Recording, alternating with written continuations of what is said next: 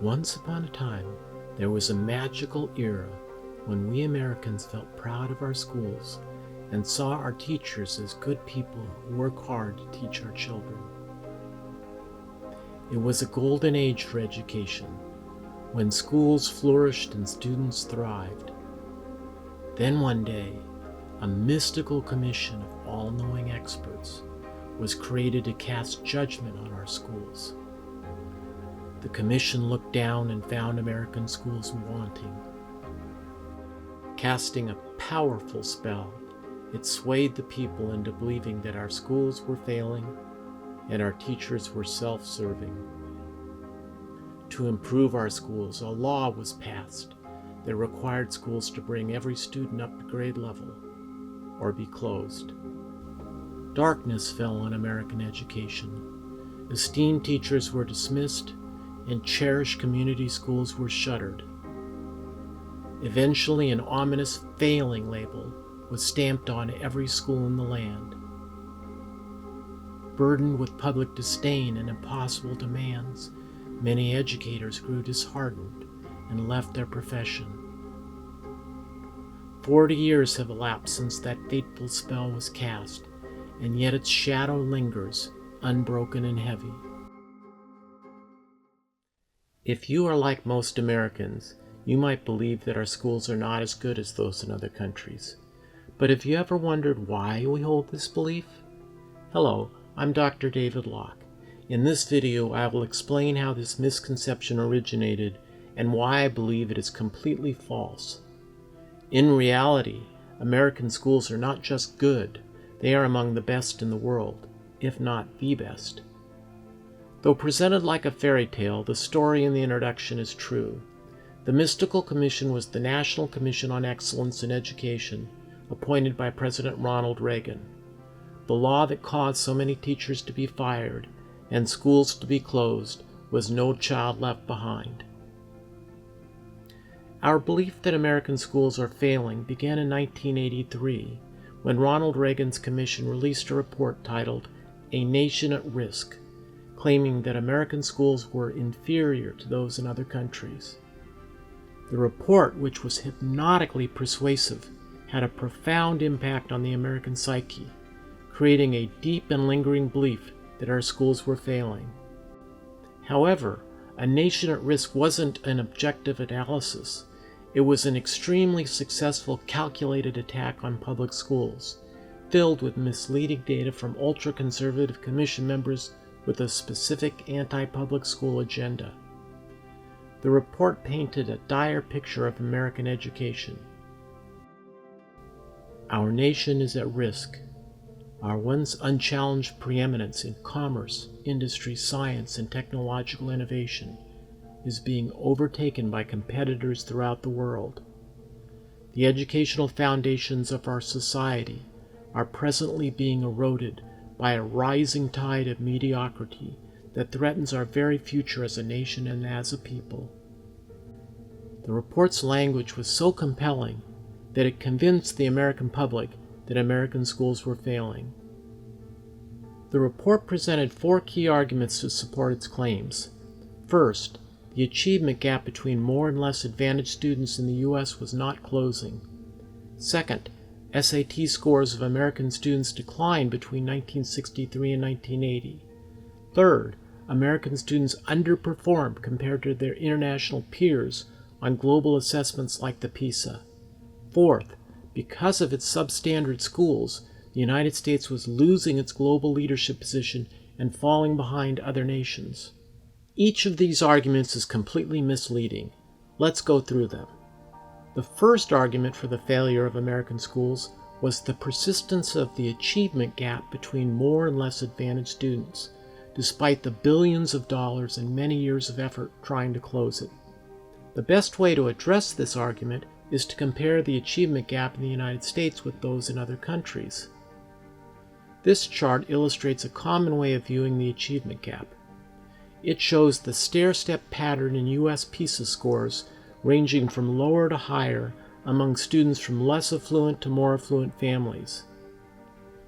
Let's look at how these patterns compare internationally. Well, the stair-step pattern in the United Kingdom looks almost identical to that of the US, indicating a nearly identical achievement gap. Germany has the same achievement gap. So does Denmark. Even Japan has the same achievement gap. When we compare the different OECD countries, it becomes evident that each one exhibits a nearly identical achievement gap. The stark reality is that no country has managed to close the achievement gap, or even come close. The reason no country has successfully closed the achievement gap is because the achievement gap is almost entirely caused by income disparities, not by differences in the quality of schools or racial or cultural differences. Achievement gaps are the same everywhere, and they do not indicate a failure of school systems in the United States or anywhere else. The only way to close achievement gaps is to end the vast disparities in income between different groups of people. A second claim from A Nation at Risk was that average SAT scores fell between 1963 and 1980, dropping by 40 points in language arts and 50 points in math. At first glance, this seems alarming. However, the report overlooked the reason for this decline. In 1960, the SAT was taken mostly by more affluent students, who usually did well, often with the help of extra tutoring. But during the 1960s and 70s, driven by the civil rights movement, big changes in society led to many positive improvements, including more financial aid for low-income and minority students, which helped many more students go to college. By 1980, far more Americans of all backgrounds were taking the SAT and going to college. This change was good for the country, but it led to lower average SAT scores. This same dynamic can be seen clearly at the state level. In 2023, all the states with the highest SAT scores had less than 4% of students participating. Conversely, states with the lowest scores had more than 90% participation. The principle is clear. Widening the pool of test takers to include less affluent students reduces average scores. The Commission knew this perfectly well, but left it out of the report because it didn't fit their story. A third concern A Nation at Risk raised was that American students scored in the middle of the pack on international tests like the PISA. The report predicted that this would soon lead to America's economic decline. It is true that American students have consistently scored below students in many developed countries on these tests. However, there is extensive evidence showing that these tests are ineffective at evaluating how good a nation's schools are. When comparing the PISA performance of students from economically leading countries to the strengths of their economies, there is almost no correlation. For example, American workers add the most value to their economy per person among the top OECD countries, even though their PISA scores are in the middle. In contrast, Japan and South Korea, which top the PISA rankings, have much lower economic contributions per person. PISA scores are not a reliable predictor of future economic performance or individual success in adulthood. A better way to judge a country's schools is to look at how well its students do in college, and American students do extremely well. In fact, the best college students in the world are American. According to U.S. News and World Report, 8 of the world's top 10 universities are in the U.S., and about 90% of the students and professors there are Americans. Not only that, American universities make up 15 of the top 20 and almost half of the top 100 best universities in the world. Graduates from these American institutions go on to lead the world.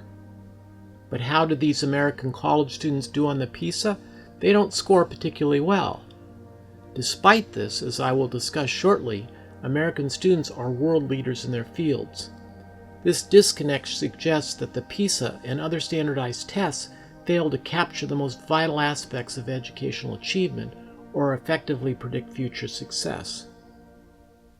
A Nation at Risk made a fourth claim suggesting that American schools were failing. It said that because of weaker schools, the U.S. was beginning to fall behind other countries like Japan and Germany in business and technology. The report praised Japan and Germany for having far better schools, which it claimed were creating more skilled workers who were helping their countries get ahead of the U.S. However, this argument was absurd. In 1980, the U.S. economy was already the strongest in the world. At that time, the U.S. GDP equaled that of the three following largest economies combined, and 9 of the world's top 10 companies were American. In addition, despite its supposedly superior schools, shortly after A Nation at Risk was published, Japan entered a prolonged economic stagnation known as the Lost Decades, a 20-year downturn that it's still struggling to recover from. Germany too encountered significant economic challenges that have severely impeded its growth. In stark contrast, the U.S. economy has continued to expand dramatically. Today, the United States continues to have, by far, the biggest economy in the world, with a GDP 30% larger than the second closest and almost 6 times bigger than the third closest country. Furthermore, the combined value of U.S. companies is higher than the next closest 14 countries combined. China, with a population 4 times larger than the U.S., is the closest competitor.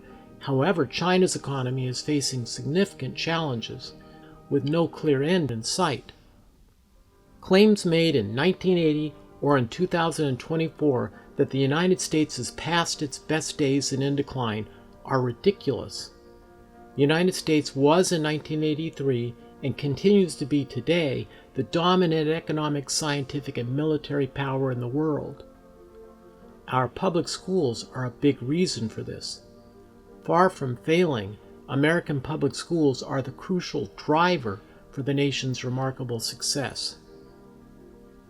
Embodying the spirit of Benjamin Franklin, American schools cultivate creativity, teamwork, problem-solving skills, independence, drive, and a sense of ownership in students. American students do not excel on standardized tests that prioritize rote learning, because American schools emphasize group discussions, project-based learning, and critical analysis, fostering an environment where students are encouraged to brainstorm, collaborate, and engage in meaningful debates. Equipped with these skills, American students go on to lead the world in science, engineering, medicine, technology, business, communications, entertainment, and the military. Moreover, they dominate the world in music, sports, social media, and the arts. Since the publication of A Nation at Risk, the U.S. has led the world with innovations that have transformed the global landscape, including the development of personal computers, the internet, social media, e-commerce, genetic engineering, and artificial intelligence. American students, teachers, and schools are not failing. If they were, there is no way the United States would lead the world in virtually every field. Instead, American schools are succeeding in ways that cannot be captured by multiple choice tests like the PISA or the No Child Left Behind state tests. At long last, it is time that we break the spell. It is time that we Americans stop feeling ashamed of our schools and realize that our students, our teachers, our schools, and our nation itself rank among the finest in the world. Thank you for watching. For more detailed insights on topics related to K-12 education, please subscribe to this channel or check out my book, A Crisis in Our Schools. I include a link in the comments.